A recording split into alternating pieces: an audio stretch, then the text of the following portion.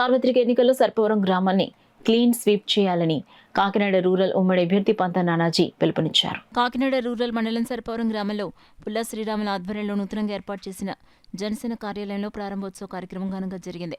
కార్యక్రమానికి పుల్లా శ్రీరాముల అధ్యక్షత వహించగా పంత నానాజీ ముఖ్య అతిథిగా పాల్గొని ప్రారంభించారు. కార్యక్రమంలో భాగంగా గ్రామ మాజీ సర్పంచ్ బొండాడ విజయలక్ష్మణ్తో పాటు సుమారు 50 మంది జనసేన పార్టీలో చేరారు. పార్టీలో చేరిన వారికి పంత నానాజీ పార్టీ కండువాలు వేసి స్వాగతం పలికారు. ఈ కార్యక్రమంలో వాసంశెట్టి వెంకటేశ్వరరావు, బత్తిన గోవిందు, రాయుడు విజయ్, వెంకటకృష్ణ, వాసిరెడ్డి యేసుదాసు, కరడ్ల గోవిందు, రామదేవ్ సీతయ్యధర, పుల్ల రాజ్బాబు, పుల్ల రాజయ్య, ముద్దరం ప్రకాష్, వీరబాబు, శ్రీను, పితాని లీల, రంబాల వెంకటేశ్వరరావు, అనసూరి నారాయణరావు తదితరులు పాల్గొన్నారు. కనీస మౌలిక సదుపాయాలు కరువే, ప్రజలకు ప్రతి మౌలిక సదుపాయం కలిగజేస్తాం. మా టీం అంతా కలిసి ఖచ్చితంగా కలగజేస్తాం. అలాగే మా ఉమ్మడి మేనిఫెస్టోలో ఉన్నటువంటి ప్రతి ఒక్కటి కూడా ఇంప్లిమెంట్ చేస్తాం. ఈవేళ 10 లక్షల కోట్ల రూపాయల అప్పుల్లో కూరుకుపోయి 91,000 కోట్ల రూపాయలు నువ్వు సొంతంగా తినేసిన పరిస్థితుల్లో రాష్ట్రాన్ని నువ్వు మాకు అప్పచెప్తా పోతా ఉన్నావు. అటువంటి పరిస్థితుల్లో కూడా మేము చెప్తా ఉన్నాం. మేము అందరూ కలిసి ఇదే బ్యాచ్, ఇప్పుడు ఎవరైతే ఉన్నామో ఇక్కడ ఉన్నటువంటి అందరూ బ్యాచ్ ప్లస్ పిల్లి అనంతలక్ష్మి, సత్యనారాయణ గారు అందరూ కూడా కలిసి ముఖ్యమంత్రి గారి దగ్గరికి వెళ్తాం. మా కాన్స్టిట్యున్సీ కాకినాడ 2 ఎలా తయారైందని చూపిస్తాం. చూపించి ఖచ్చితంగా పెద్ద ఎత్తున ఫండ్స్ తీసుకొస్తాం. ప్రతి ఒక్క కార్యక్రమం మేము తలపెడతాం, ఉమ్మడిగా చేస్తాం, ఉమ్మడిగా ముందుకెళ్తాం.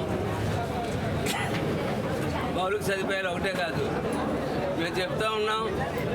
ఇప్పుడు ఉన్నటువంటి పథకాలు కానీ ఏవి కూడా మరింత పెరుగుతాయి తప్ప ఒక్క పథకం కూడా తీసేయడం జరుగుతుంది. దుష్ప్రచారం చేస్తూ ఉన్నారు, మేము పథకాలు తీసేస్తాం.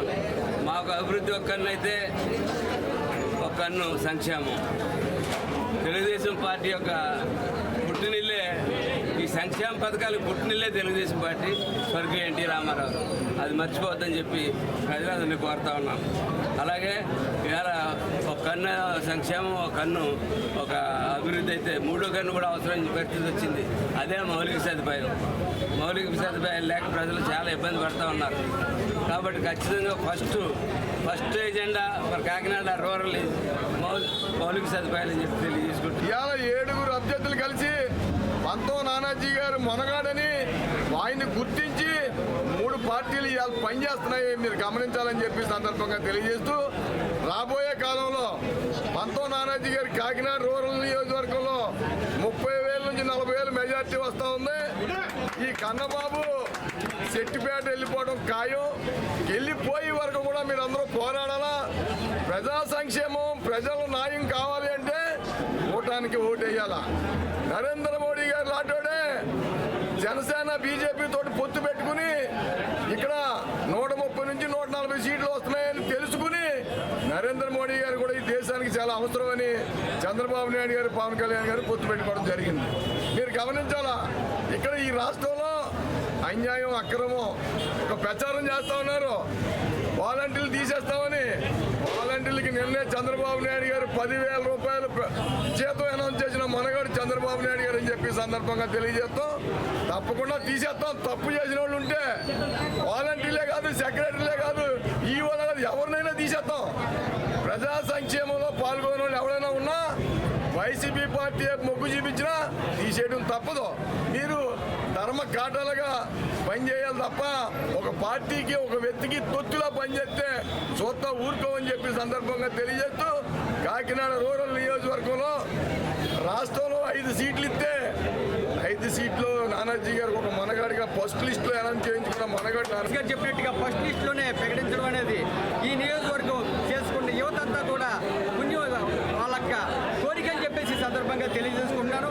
ఏదైతే కేంద్రంతో సఖ్యతగా ఉండి చంద్రబాబు నాయుడు కావచ్చు, అదేవిధంగా పవన్ కళ్యాణ్ గారు కావచ్చు, ఈ రోజున ఈ కూటమి ఈ స్థాయికి చేరిందంటే ఒక పవన్ కళ్యాణ్ గారు ఒక ఆశయంతో వచ్చారు. ఈ రాష్ట్రాన్ని పూర్తి స్థాయిలో డెవలప్ చేయాలంటే ప్రధానమంత్రి గారు ఉండాలి అనే స్థాయిలో ఈ రోజున పవన్ కళ్యాణ్ గారు 3 పార్టీలు కలపడం జరిగింది. దీనికి పవన్ కళ్యాణ్ గారికి ఒకసారి మనకి యాక్సెప్ట్ చెప్పాలి. ఎందుకంటే పవన్ కళ్యాణ్ గారికి ఏ విధమైన ఆశ లేదు, కోరిక లేదు. దేశంలో ఈ రాష్ట్రంలో వైసీపీ ప్రభుత్వాన్ని తరిమివేయడమే ఏకైక లక్ష్యం. కారణం ఏంటి? ప్రజల్ని పట్టి పీడిస్తున్న ఈ వైసీపీ ప్రభుత్వాన్ని పారద్రోలాలంటే 3 పార్టీలు ఏకంగా ఉండాలని చెప్పేసి కార్యక్రమం చేపట్టారు. శ్రీనివాస్ గారు చెప్పినట్లుగా అత్యధిక మెజార్టీతో గెలవడమే కాకుండా